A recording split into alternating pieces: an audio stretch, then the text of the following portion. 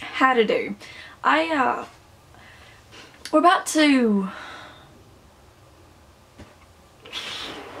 Okay, so, honey, we are coming to the end of a very lovely time in the year between when the thing ended and when the thing begins again. But if it's any consolation, when the thing begins again, it's the last time it's gonna begin again, sort of. Not really. We're halfway through. I thought it was about time I shared some of my prize-winning things with you. Yeah. Anyway, so let's get on to my five, I actually counted them. I know, I did maths on the holidays. 5 surefire ways to pass exams and assessment and the thing. Number 1, stay healthy. Make sure you have a very balanced diet of Fruit Loops and energy drinks. So you have that whole energy kind of thing, so you can nail those exams, nail those assignments, and have the energy for the orals so you don't pass out halfway through. Yeah, it's a good tip actually. Fruit and liquids. And the liquid's green as well, so you've got like the balance of colours, because Fruit Loops are rainbow and they're fruity and they've got sugar, so you've got that whole healthy thing going on. Number 2, make sure you have very, very healthy sleep patterns.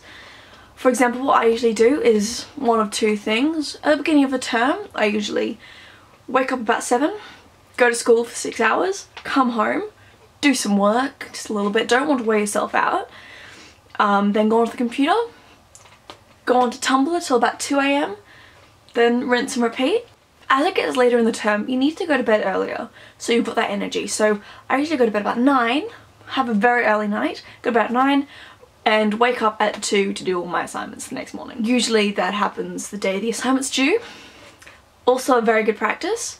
That way you know exactly what you're doing, because you've got that very short amount of time to do it all. Number 3, you've got to try and maintain healthy relationships with your friends, because they will also be going through all this stuff, and you really want to help them as much as you can, because you know the stress they're going through. To do that, it's good to have a healthy balance of school, other stuff, and friends.